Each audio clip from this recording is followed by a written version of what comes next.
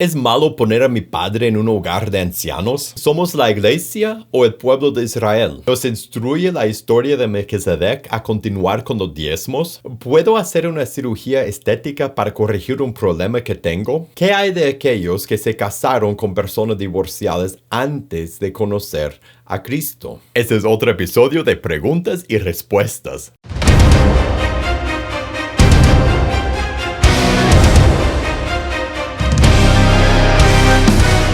Hola, soy Felipe de pazcondios.com y este es otro episodio de Preguntas y Respuestas. En pazcondios.com nuestra misión es capacitar a líderes para equipar a la iglesia. Y si tú quieres ver todos los videos que publicamos, suscríbete a este canal y prende la campanita de notificaciones. Ahora, en este programa de Preguntas y Respuestas, yo respondo a las preguntas que me envían. Así que si tú tienes una pregunta de tema que sea, una pregunta de Dios o de la Biblia, de tu vida, una pregunta de la iglesia o del liderazgo, una pregunta de tema que sea, envíame tu pregunta a preguntas@pazcondios.com, preguntas@pazcondios.com para que podamos conversar de tu pregunta en un episodio en el futuro. Hoy vamos directo a las preguntas de este episodio. Y un hermano pregunta, ¿es malo poner a mi padre en un hogar de ancianos? Y pide un consejo bíblico con respecto a poner a su padre en un hogar de ancianos, que su padre tiene problemas de salud y necesita de un cuidado especial y no siempre puede ayudarle a cuidar de su papá como necesita. Y para empezar, yo creo que todos estaríamos de acuerdo que no es lo ideal. Lo ideal, quizás lo mejor sería tener nuestros padres con nosotros en nuestra casa, en nuestro hogar y cuidar de ellos. Y de la misma forma que ellos cuidaban de nosotros, eso sería lo ideal. Yo creo que hasta eso podría ser una aplicación de la instrucción que Dios nos da cuando nos instruye a honrar a nuestro padre y nuestra madre, a honrar a nuestros padres. Eso es más que obedecerles, es tenerles en alto honor, en un lugar elevado. Para mí sería una aplicación de eso, sería cuidarlos cuando ya son mayores y cuando necesitan más cuidado de nosotros. Eso es parte de honrar a nuestros padres. No obstante, por las dificultades médicas, cuando por la demencia o por el Alzheimer o por la habilidad del cuerpo de ellos, por cáncer, hay diferentes enfermedades, diferentes situaciones en que uno, por más que quisiera cuidar de sus padres, por la edad de ellos o por la situación de uno, sencillamente no puede. Y en esos casos tiene que buscar ayuda. Lo que primero viene a la mente sí sería un hogar de ancianos. Otra idea, y depende por la situación de cada quien, pero otra idea es contratar a otra persona que ayude, una enfermera o un médico, una persona con experiencia cuidando de ancianos y que le ayude parte del tiempo o todo el tiempo con su padre o su madre. De la forma que sea, si es posible cuidar de tu padre en tu casa, nunca te vas a arrepentir de pasar los últimos días de su vida con él. Pero si no puedes, y si no es posible cuidarlo como necesita él, no sientas culpabilidad si es necesario ponerlo en un lugar donde lo pueden cuidar como él necesita. Y que Dios te dé mucha sabiduría y mucha fuerza en esa etapa de tu vida. Alguien pregunta si somos la iglesia o el pueblo de Israel. Y si somos el pueblo de Israel, si tenemos que cumplir los 600 y varios mandamientos más de 600 mandamientos que Dios dio al pueblo de Israel.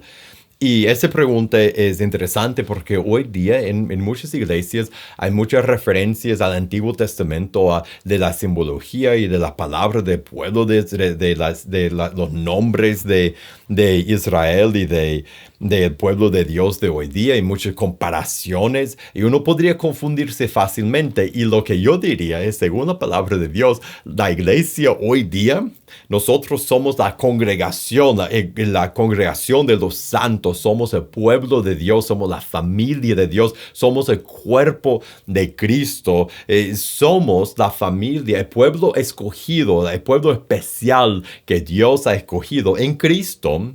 Eso es lo que somos. Somos el pueblo de Dios. ¿Qué era Israel ante la nación de Israel? Era el pueblo de Dios, el pueblo escogido por Dios, el pueblo preferido, escogido por Dios para ser su pueblo especial. Mira lo que dice en Éxodo, capítulo 19, empezamos en el 5. Dice, ahora pues, si dieron oído a mi voz y guardaron mi pacto, ustedes serán mi especial tesoro sobre todos los pueblos, porque mía es toda la tierra. Y ustedes, hablando al pueblo de Israel, la nación de Israel, ustedes me serán un reino de sacerdotes, un reino de sacerdotes y gente santa. Esas son las palabras que dirás a los hijos de Israel. Ellos eran el pueblo escogido, preferido, especial de Dios. Y ahora, nosotros en Cristo somos el cumplimiento de ese pueblo. Nosotros todos, ya no importa la raza, no importa si eres judío o no, no importa si eres un hijo biológico de Israel, nosotros en Cristo somos el pueblo escogido de Dios, el pueblo especial de Dios. Mira lo que dice en 1 de Pedro capítulo 2, verso 9. Mas ustedes son linaje escogido y real sacerdocio. Ve la comparación con las palabras de Éxodo. Nación santa, pueblo querido por Dios, para que anuncien la virtud de aquel que los llamó de las tinieblas a su luz admirable. Ustedes que en otro tiempo no eran pueblo, pero que ahora son pueblo de Dios, que en otro tiempo no habían alcanzado misericordia, pero ahora han alcanzado misericordia. Nosotros en Cristo somos el pueblo especial de Dios, el cumplimiento. El pueblo de Israel era una sombra. Nosotros hoy día, el pueblo de Dios, el cuerpo de Cristo, la congregación de los santos, somos el pueblo escogido de Dios. Ese es un gran privilegio y estamos bajo el nuevo pacto. Israel estaba bajo el viejo pacto. Nosotros estamos bajo el nuevo pacto. Estamos bajo la cruz. Es un gran privilegio poder ser parte de ese pueblo de Dios. No porque nacimos de la familia de Israel, sino porque nacimos de nuevo por la sangre de Jesús.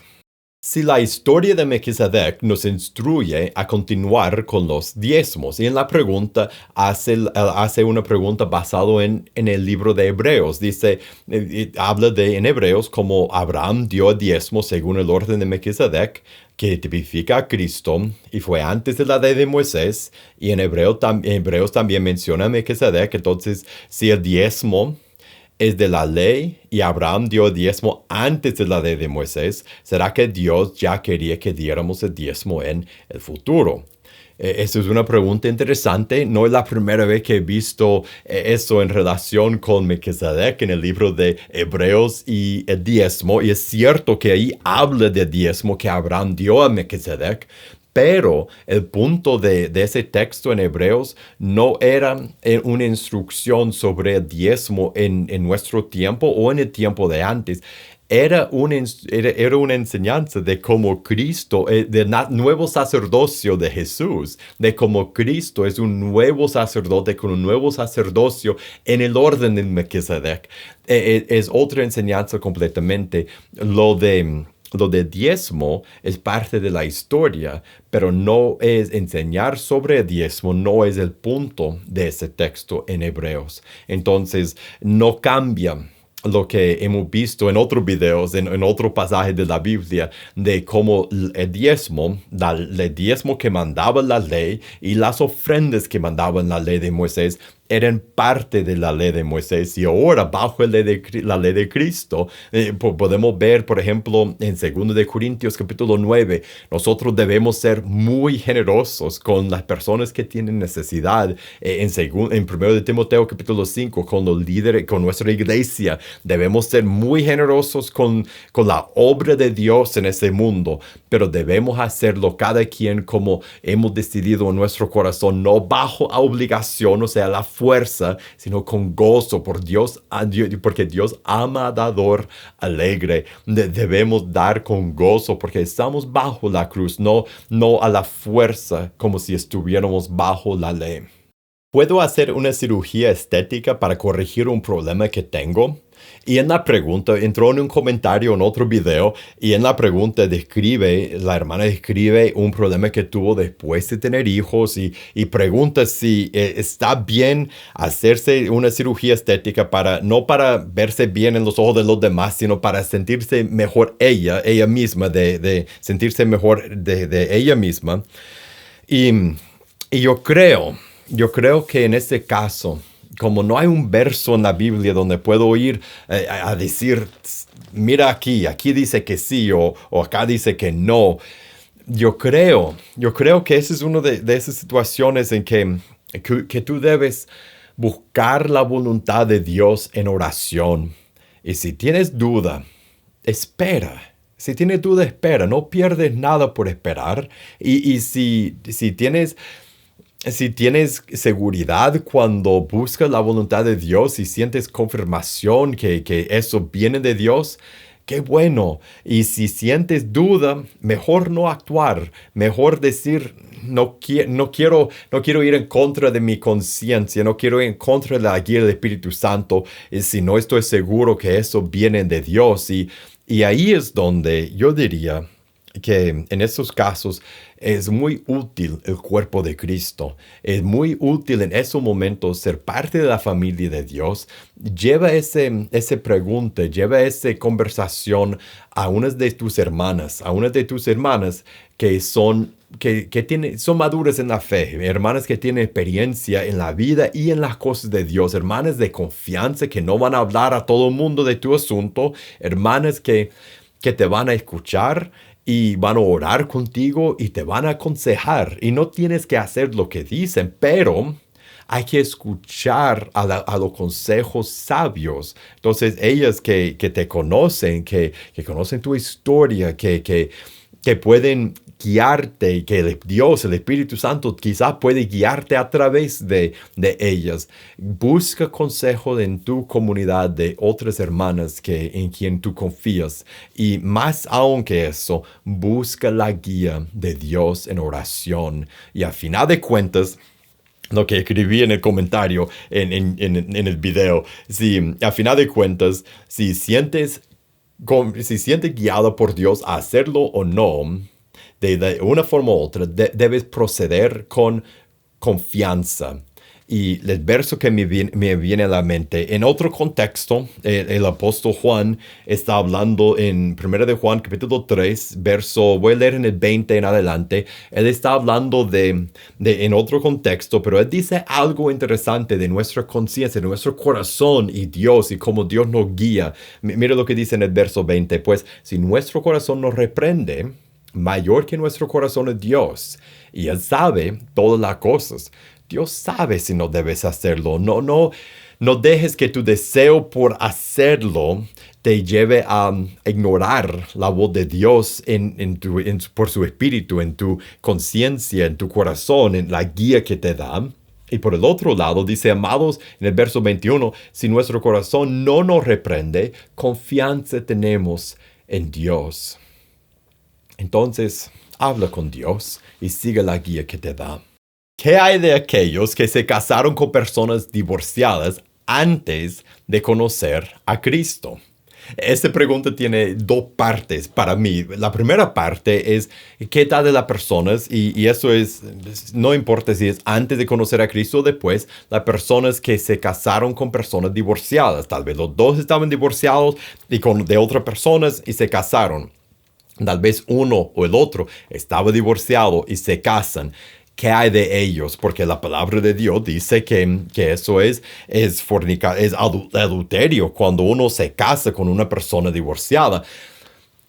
El hecho de casarse, según lo que yo leo en Mateo capítulo 19, del 1 al 9, y puede verlo ahí, según lo que yo veo en la palabra de Jesús, en el verso 9, por ejemplo, y yo le digo, porque cualquiera que repudie a su mujer salvo por causa de fornicación y se casa con otra adultera, el que se casa con la repudiada adultera, lo que yo leo ahí es que la persona que cuando te casas, estás pecando. El pecado es en el hecho de casarte. Ahora, una vez que estás casado, que has cometido el pecado de entrar en ese matrimonio, es un matrimonio. No importa si estaba divorciado antes o no, es un matrimonio y aplica en mi interpretación de Mateo 19, aplica lo que Jesús dice en la parte de arriba. Dice en el verso 6 aquí, así que no son ya más dos, sino una sola carne. Por tanto, lo que Dios juntó, no lo separe el hombre. Una vez que están casados, si estaban en Cristo antes de casarse o después, una vez que se casan, el pecado es casarse, y una vez que están casados, deben continuar en el matrimonio porque Dios los ha hecho una sola carne, a pesar de que entrar en ese matrimonio era un pecado. Pero ya han entrado, ya son una sola carne, no deben divorciarse. Ahora, la otra parte de esta pregunta es que dadas las personas que se casaron antes de entrar en Cristo y ahora quizás quieren divorciarse porque están casados con una persona que no es cristiana, o se divorciaron antes de entrar en Cristo y ahora quieren volverse a casar porque su divorcio fue antes de entrar en la fe. Y algo que yo no veo son excepciones en lo que Dios dice que es su voluntad acerca del matrimonio, divorcio. No veo excepciones por si uno se divorcia antes de casarse, o se casa antes de casarse, o se casa con alguien que no es cristiano antes de entrar en Cristo y después se convierte a Jesús. Y no hay excepciones. El cristiano no debe divorciarse. No importa si se casó antes o después de entrar en Cristo. Y el cristiano divorciado no debe volverse a casar. No importa si su divorcio fue antes o después de entrar en Cristo. Está divorciado y aplica lo que Jesús dice en Mateo 19, verso 9. Es adultera en el acto de casarse de nuevo con otra persona. Está pecando. Y un verso que va con eso. La única vez en la Biblia que yo he encontrado que habla de el estado en el matrimonio, si la persona es o no es cristiana, es lo que dice Pablo en 1 Corintios capítulo 7, Verso 10 dice: pero a los que están unidos en matrimonio mando no yo, sino el Señor, que la mujer no se separe del hombre, y si se separa, quédese sin casar, o reconcíliese con su marido, y que el marido no abandone a su mujer. Esa es la voluntad de Dios. Y después da la situación, dice: y a los demás yo digo, no el Señor, si algún hermano tiene mujer que no sea creyente y ella consiente en vivir con él, no la abandone. Y si la mujer tiene marido que no sea creyente y él consiente en vivir con ella, no la abandone. Nosotros, independientemente de cuándo entramos en Cristo, si estamos casados, quedémonos casados. Si tristemente estamos divorciados, o nos quedamos solteros, solos, como dice Pablo, o nos reconciliemos con nuestra pareja, con nuestra esposa del matrimonio, o nos quedamos solos. Eso es lo que Dios desea que sus hijos hagan en cuanto al matrimonio, en cuanto al divorcio. Y ahora hemos llegado al final de este episodio de Preguntas y Respuestas. Muchísimas gracias por haber pasado este tiempo conmigo y gracias por las preguntas que me han enviado. Y si tú tienes una pregunta de tema que sea, envíame tu pregunta a preguntas@pazcondios.com, preguntas@pazcondios.com, para que podamos conversar de tu pregunta en un episodio en el futuro. Y si te gustó este episodio, te voy a invitar a que lo compartes con otra persona. Para más videos como este, suscríbete a este canal y prende la campanita de notificaciones. Y para recursos para tu vida y tu ministerio, búscanos en pazcondios.com. Que Dios te bendiga y nos veremos la próxima.